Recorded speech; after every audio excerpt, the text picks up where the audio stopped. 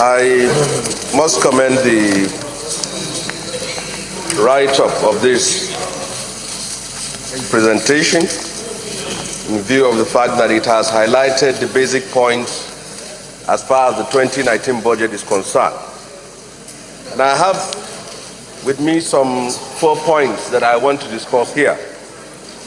The first has to do with the borrowing plan of the federal government. Mr. President, in the last 3.5 years, there has been some collusion between the National Assembly and the executive arm of the state in terms of agreeing as to what to borrow and what not to borrow. Mr. President, in order to avoid the mistakes of the past, there's a need for the executive arm of the state, despite the fact that this budget has been presented, to inform the National Assembly on what aspects of the budget deficit will need that ingredients of borrowing. Mr. President, the debt statute of Nigeria today is one in which we have to be very cautious. We are within the sustainable debt limit as far as the records are concerned. But borrowing should simply be on areas of extreme need, and that will be of more importance to us. Mr. President, the allocation made to Ministry of Interior, which raised up to 569 billion, should address critical infrastructure as far as the immigration service, the customs, the prisons, and the civil defense are concerned.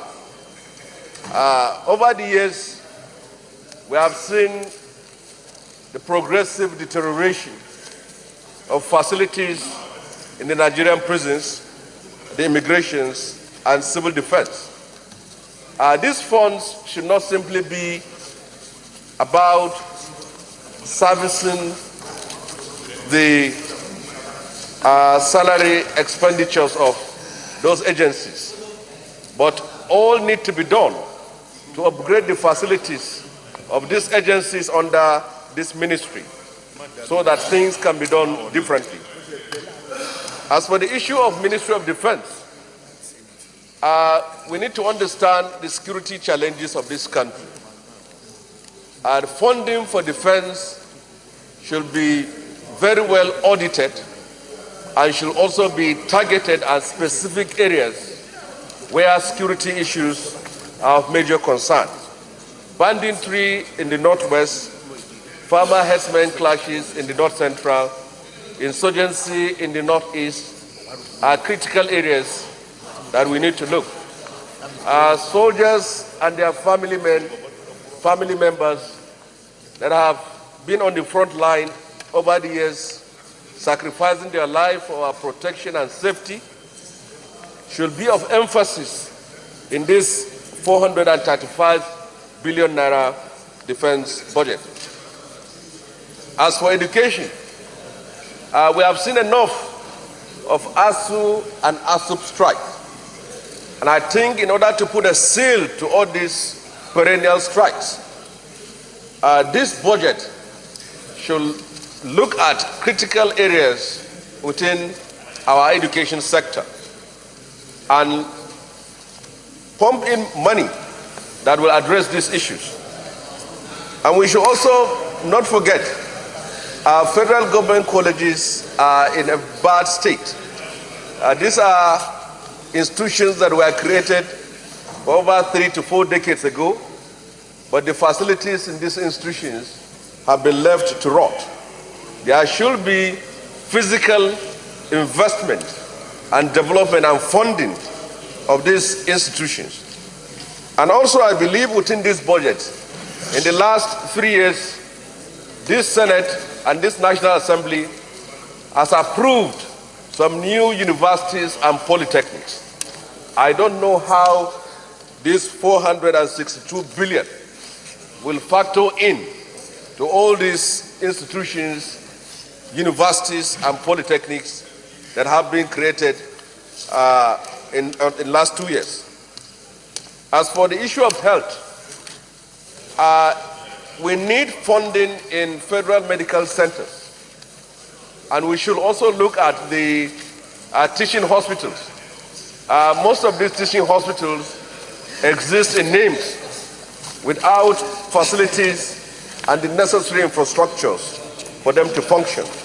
So there is the very need for us to pump in money in those areas that will improve and upgrade the facilities in our teaching hospitals and federal medical centers. Mr. President, within this budget highlight, there is 500 billion naira for social intervention program. I think in as much as we want to help the poor by pumping in money for investment and for social support, there is need for serious audit in terms of how this money is being shared.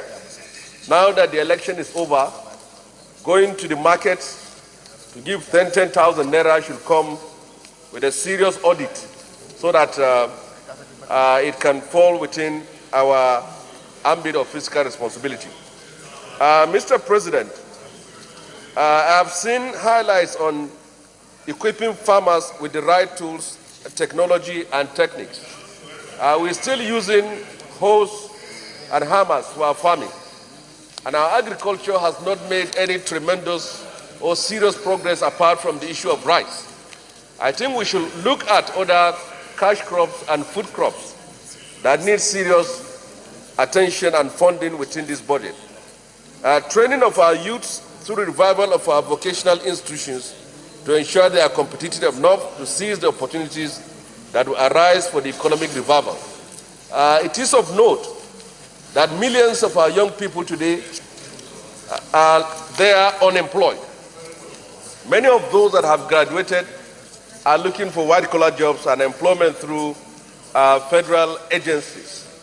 I think if we are to do what is right and different this time around, the investment as far as empowerment program is concerned should be beyond giving sewing machines and grinding machines to our young people. They should be trained using recognized institutions, polytechnics, and universities, and agencies that are of importance for them to work. The National Directorate of Employment has been created for over 3 decades ago. It has been lying idle. I think there is a need for us to involve such a directorate in terms of training of young people for skill acquisition and also for empowerment. And on the last note, on the issue of mines, mines have been an issue in the last decade or so, but we have not seen any serious investment in that very area. Mines has been able to sustain some economies, close of which is South Africa, and we have not seen any serious investment in that aspect so that we can add more to our economy. We have seen illegal miners and tales of states having untapped solid minerals. I think in this area, a lot has to be done. On the last note, I would say that until and unless we invest in security and lives or properties of our people, I think we will still be living in fool's paradise. Many times we have seen these killings and kidnappings and mindless bloodsheds going on in different parts of the country. I think it's the time for us. Budgets on the military and the police should specifically go to security issues. The need for us to withdraw our military from civil duties for them to be fully involved in the defense of our country is very much important. If we are allocating money to the military, then it should be about security challenges that we are facing in different parts of our geopolitical zones.